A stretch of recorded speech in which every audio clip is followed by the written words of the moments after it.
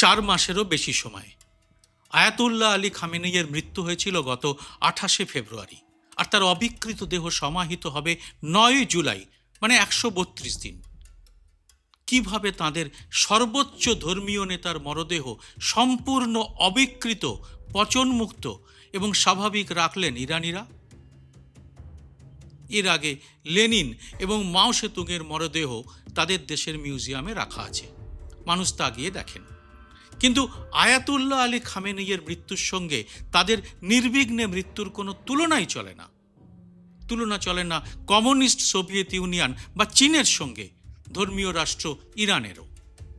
তুলনা আরও অনেক কিছুই চলে না। ঘাড়ের উপর আমেরিকার দাদাগিরি এবং নিষেধাজ্ঞা নিয়ে বিজ্ঞানের এমন অপূর্ব অগ্রগতি দিয়ে সত্যিই বিশ্বকে কি চমকে দিল ইরান? তা সেই দেহ সংরক্ষণই হোক, বা কম খরচে স্বদেশি মিসাইল তৈরিই হোক, বা তাদের পরমাণু গবেষণা। ইসলামের সাধারণ নিয়মের অনেকটা বাইরে গিয়ে 4 মাস পরে 3রা জুলাই থেকে শুরু হতে যাচ্ছে তার সপ্তাহব্যাপী রাষ্ট্রীয় অন্ত্যেষ্টিক্রিয়া। এর আগের এপিসোডে এই অনুষ্ঠানের কূটনৈতিক এবং জিওপলিটিক্সের নানা বিষয় বিশ্লেষণ করেছি। বলেছি, এটা কি শুধু একটা শেষকৃত্যের প্রস্তুতি, নাকি পশ্চিমী বিশ্বকে ইরানের ক্ষমতা দেখানোর একটা কৌশল? আমেরিকাকে বার্তা দেওয়া যে ইরান তাদের নেতা খামেনেইয়ের দেখানো পথেই চলবে। কিন্তু এই ঘটনা ঘটিয়ে ইরান বিশ্বকে প্রায় বাধ্য করেছে আরও কিছু বিষয় নিয়ে চর্চা করতে। সেটা হলো নিজস্ব বিজ্ঞান এবং প্রযুক্তির ক্ষমতা দেখানোর এক মনস্তাত্ত্বিক চাল। সেটা কীরকম? যুদ্ধ শুরু হয়েছিল একেবারে একতরফাভাবে। মাত্র 24 ঘন্টার মধ্যেই ইরান হারায় তাদের সর্বোচ্চ নেতাকে। কিন্তু তৎক্ষণাৎ তারা কিভাবে এই মৃতদেহ সংরক্ষণের সিদ্ধান্ত নেয়? কতটা মানসিক শক্তি এবং নিজেদের বিজ্ঞানের উপর আস্থা থাকলে সর্বোচ্চ নেতার সম্মান রক্ষার দায় তারা ঠিক তখনই নিয়ে ফেলে? একেবারে বিজ্ঞানসম্মতভাবে ওই দেহ রক্ষা করতে গেলে আগে তো বিজ্ঞান সাধনার উপরও প্রবল বিশ্বাস থাকা দরকার। তাছাড়া ইরানের রেভলিউশনারি গার্ডস কিভাবে উদ্ধার করেছিল তাদের সম্মানীয় নেতার দেহ? কিভাবে, কোথায় করা হলো এই বিশাল কর্মকাণ্ড? কৌতূহল সত্যিই অনেক। আমেরিকা ইসরায়েলের অতি আধুনিক রাডার বা স্ক্যানারের নজর এড়িয়ে উদ্ধার পর্ব কি খুব সহজ ছিল?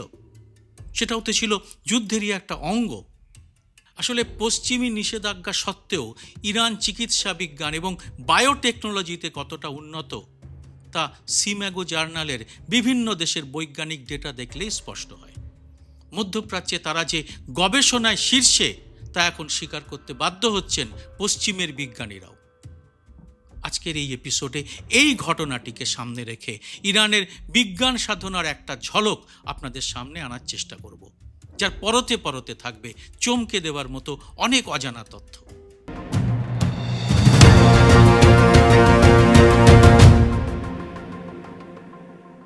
নমস্কার, সবাইকে স্বাগত। আমি সুব্রত বসু।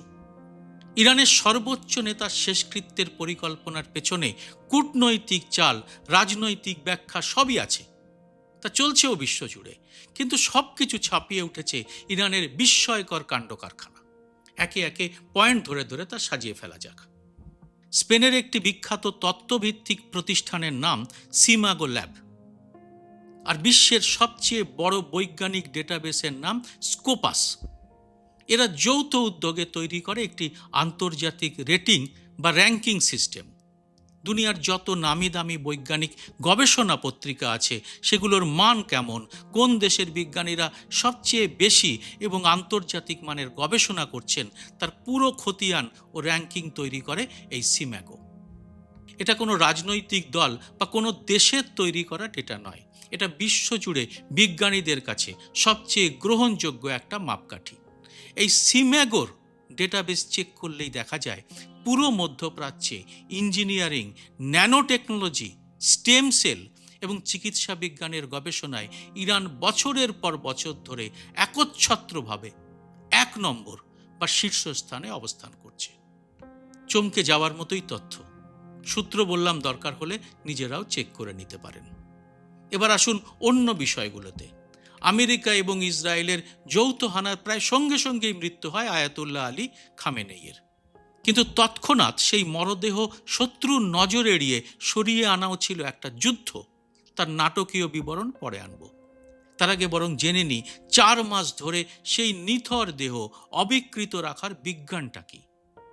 নাকি এটা পর্দার আড়ালে একটা ম্যাজিক যা ইতিহাসের পাতায় এখন জায়গা করে নিল। খামেনেইয়ের এই মরদেহকে দীর্ঘ 4 মাস ধরে জীবন্ত মানুষের মতো অবিকৃত রাখতে কি করেছিলেন ইরানের নেতারা? তথ্য বলছে তেহরানের মাটির গভীরে একটা অতি সুরক্ষিত বাংকারে মেডিকেল ফ্যাসিলিটিতে কাজ করেছেন ইরানের একদল ফরেনসিক বিজ্ঞানী এবং চিকিৎসক। এর পেছনে রয়েছে আধুনিক চিকিৎসা বিজ্ঞানের দুটো প্রধান স্তম্ভ। এক, অ্যাডভান্সড কেমিক্যাল এমবামিং। এর মানে মৃত্যুর ঠিক পরপরেই খামেনেইয়ের শরীর থেকে সমস্ত রক্ত এবং প্রাকৃতিক তরল বের করে নেওয়া হয়। তার বদলে ধমনী এবং শিরা দিয়ে উচ্চ চাপে প্রবেশ করানো হয় এক বিশেষ ধরনের রাসায়নিক তরল।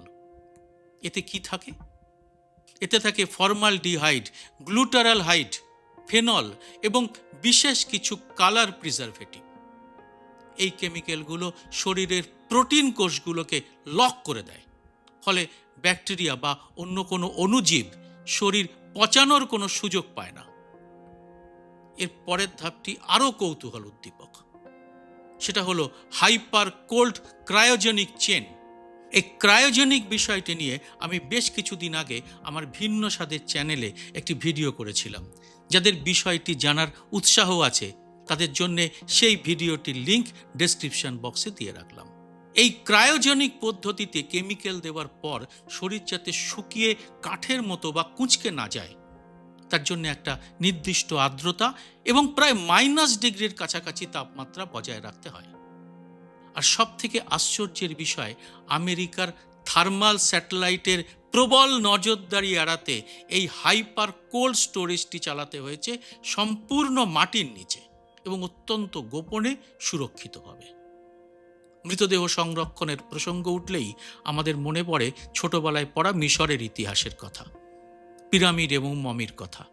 এখনো সেই প্রশ্নটা উঠবে, মিশরের মমির সঙ্গে আধুনিক বিজ্ঞানের কোনো যোগসূত্র আছে কি?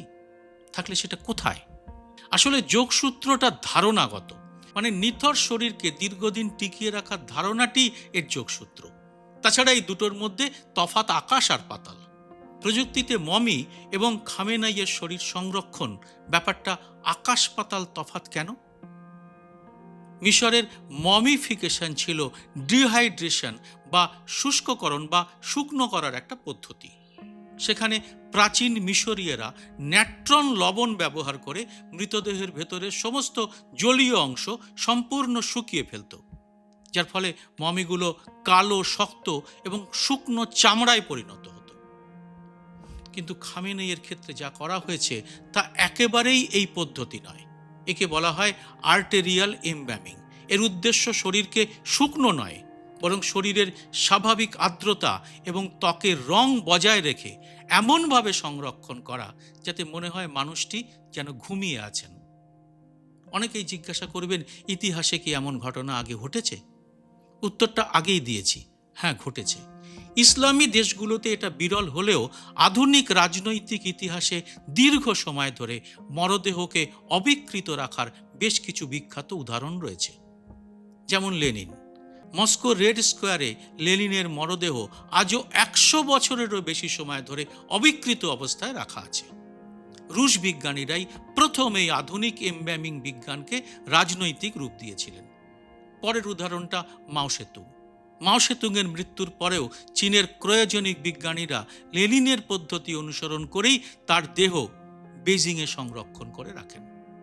এবং 3 নম্বর, আয়াতুল্লাহ রুহুল্লাহ খোমিনি। ইরানের প্রথম সুপ্রিম লিডার খোমিনির মৃত্যুর পরেও তার মরদেহ দাফনের আগে বেশ কিছুদিন সাময়িকভাবে এমব্যামিং করে রাখা হয়েছিল, যাতে লক্ষ লক্ষ মানুষ শেষ শ্রদ্ধা জানাতে পারে। 2026 সালে এসে খামেনেইয়ের ক্ষেত্রেও ইরান সেই প্রযুক্তিকে আরও আধুনিক স্তরে নিয়ে গেল। কিন্তু এ তো প্রযুক্তির উন্নতি এবং বিজ্ঞানের কথা। ইরানের রেভলিউশনারি গার্ডস কিন্তু বিজ্ঞান এবং যুদ্ধের বাইরেও আরও একটা কাণ্ড করে ফেলেছে। সেটাও কিন্তু কম কৌতূহলের নয়। 28শে ফেব্রুয়ারির মিসাইল হানায় খামেনেইয়ের মৃত্যুর পরে পাল্টা যুদ্ধের সিদ্ধান্ত ছাড়া অন্য কিছুই ভাবেনি ইরান। তৎক্ষণাৎ সর্বোচ্চ নেতার মরদেহ উদ্ধারের মতোই চমকপ্রদ তাদের এই সিদ্ধান্ত। ওই সময় তারা সিদ্ধান্ত নিয়ে নেয় মরদেহ সংরক্ষণ করা হবে এবং খামেনেইকেও শ্রদ্ধা জানাতে পারবে সে দেশের মানুষ।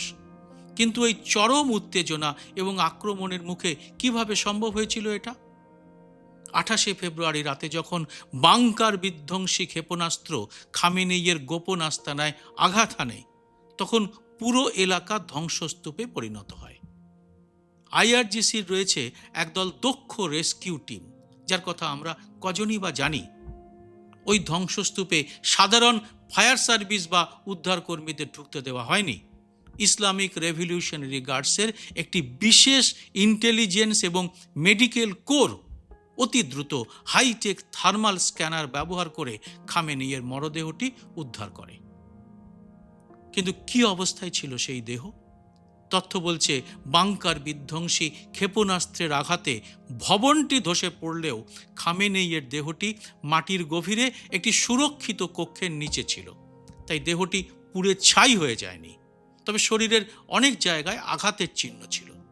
উদ্ধার করার সাথে সাথেই দেহটি একটি সাঁজোয়া রেফ্রিজারেটেড অ্যাম্বুলেন্সে করে নিয়ে যাওয়া হয়।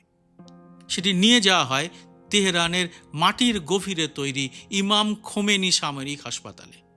আর এরপরেই দেহটি অবিকৃত রাখার সিদ্ধান্ত নেওয়া হয়, যাকে এখন গোটা বিশ্ব বলছে দূরদর্শিতা। উদ্ধারের মাত্র কয়েক ঘন্টার মধ্যেই, অর্থাৎ 1 মার্চের ভোরের আগেই মরদেহ সংরক্ষণের এই চূড়ান্ত সিদ্ধান্ত নিয়ে নেওয়া হয়েছে। এই সিদ্ধান্ত কে নিয়েছিলেন? এর সহজ উত্তর যা জানা গেছে সেটা হলো, সিদ্ধান্তটি কোনো একক ব্যক্তি নেননি। এটি নিয়েছিল ইরানের সর্বোচ্চ নীতি নির্ধারক কাউন্সিল, যার নাম কাউন্সিল অব গার্ডিয়ানস, এবং আইআরজিসির শীর্ষ কমান্ড, যার মূল নেপথ্যের চালিকা শক্তি ছিলেন খামেনেইয়ের পুত্র মুজতবা খামেনেই। এখন তিনি সর্বোচ্চ পদে। এখন যে প্রশ্নটা ঘুরপাক খাচ্ছে সেটা হলো, তাদের এই দূরদর্শিতা কতটা গভীর ছিল? রাজনৈতিক পরিভাষায় এই সিদ্ধান্ত ছিল চরম দূরদর্শী এবং একই সঙ্গে একটা মাস্টার স্ট্রোক। তারা জানতেন ওই সময় শেষকৃত্যের আয়োজন করলে দেশের ভেতরে বিশৃঙ্খলা তৈরি হতে পারে। উত্তরসূরি হিসেবে মুজতবা খামেনেইয়ের নাম চূড়ান্ত করতে কিছুটা সময় লাগবে এবং আমেরিকার ট্রাম্প প্রশাসন তখন চরম যুদ্ধংদেহী মেজাজে ছিল। তাদের লক্ষ্য ছিল দেশের ভেতরের মানুষদের দিয়ে শাসক বদলের বিক্ষোভ ঘটানো। তাই তৎক্ষণাৎ অন্ত্যেষ্টিক্রিয়া করতে গেলে সেখানে বড় ধরনের হামলার ঝুঁকি ছিল। তাই তারা সিদ্ধান্ত নেন আগে ক্ষমতা এবং সামরিক পরিস্থিতি নিয়ন্ত্রণ করা হবে, আমেরিকার সাথে ব্যাক চ্যানেলে কূটনীতি চলবে, আর সেই অন্তর্বর্তীকালীন সময়ে বিজ্ঞানকে ব্যবহার করে নেতার দেহ অবিকৃত রাখা হবে। এর আগে মাও সেতুং বা লেনিনের কথা বলেছি, কিন্তু তাদের দেহ সংরক্ষণের সঙ্গে খামেনেইয়ের এই দেহ সংরক্ষণের পার্থক্য একেবারে আকাশ পাতাল। এটা একেবারেই অতুলনীয়। কেন? কারণ লেনিন বা মাও সেতুংয়ের বার্ধক্যজনিত কারণে হাসপাতালের বিছানায় মৃত্যু হয়েছিল। তাদের দল আগে থেকেই জানতো তারা মারা যাচ্ছেন এবং রাষ্ট্র সম্পূর্ণ স্থিতিশীল অবস্থায় ছিল, এবং এই কাজের জন্য একেবারে সমস্ত প্রস্তুতি তারা আগে থেকেই করে রেখেছিল। কিন্তু খামেনেই মারা গেছেন একটা আকস্মিক এবং ভয়াবহ সামরিক বিমান হামলায়, যখন দেশ কার্যত যুদ্ধের মুখে, কোনো প্রস্তুতি নেই। এই অবস্থায় তারা কিন্তু সমস্ত ব্যবস্থা একেবারে সুচারুভাবে করে ফেলেছে। এর উপরে রয়েছে ধর্মীয় বাধ্যবাধকতা। সোভিয়েত ইউনিয়ন বা কমিউনিস্ট চীন প্রাতিষ্ঠানিকভাবে নাস্তিক রাষ্ট্র, সেখানে ধর্মীয় নিয়মের কোনো বালাই ছিল না। কিন্তু ইরান একটি ইসলামিক প্রজাতন্ত্র, ইসলামে মৃতদেহ দ্রুত দাফন করা বাধ্যতামূলক। সেই ধর্মীয় অনুশাসনকে একপাশে সরিয়ে রেখে ভূ রাজনৈতিক স্বার্থে 132 দিন দেহটি সংরক্ষণ করা রেভলিউশনারি গার্ডের জন্য একটা বিশাল মনস্তাত্ত্বিক এবং ধর্মীয় ঝুঁকি ছিল। সবচেয়ে বড় কথা, রাশিয়া বা চীন যখন তাদের নেতাদের দেহ সংরক্ষণ করছিল, তখন তাদের উপর এমন আন্তর্জাতিক অর্থনৈতিক এবং প্রযুক্তিগত নিষেধাজ্ঞা ছিল না। ইরান এই কাজটি করেছে সম্পূর্ণ অবরুদ্ধ অবস্থায়, পশ্চিমী প্রযুক্তির সাহায্য ছাড়া, নিজেদের বিজ্ঞানীদের উপর ভরসা করে। এ ব্যাপারে বিজ্ঞান এবং রাজনীতির বিশিষ্টরা কি বলছেন? ফরেনসিক বিজ্ঞানীদের মতে কোনো যুদ্ধক্ষেত্রে ক্ষেপণাস্ত্র হামলায় ক্ষতিগ্রস্ত একটি দেহকে কেমিক্যাল ব্যালেন্স ঠিক রেখে 132 দিন এমনভাবে টিকিয়ে রাখা প্রায় অকল্পনীয়। চামড়ার রং বা অবয়ব নষ্ট না হয় সেদিকে নজর রাখাটাও খুব গুরুত্বপূর্ণ চ্যালেঞ্জ ছিল। চিকিৎসা বিজ্ঞানের ইতিহাসে এটা একটা বিস্ময়। বিপর্যয় বা ট্রমার শিকার হওয়া টিস্যু পুনর্গঠনে এবং সংরক্ষণে ইরানি বিজ্ঞানীরা নিঃশব্দে কতটা দক্ষ হয়ে উঠেছেন, এই কাজ থেকে তা স্পষ্ট হয়ে যায়। সাধারণ মানুষের মধ্যে একটা ধারণা বা বলা যায় মিথ আছে যে বিজ্ঞান এবং প্রযুক্তিতে ইসরায়েলের সমকক্ষ কেউ নেই। সামরিক বিজ্ঞানে তাদের সেই দর্পচূর্ণ করে দিয়েছে ইরানের মিসাইল।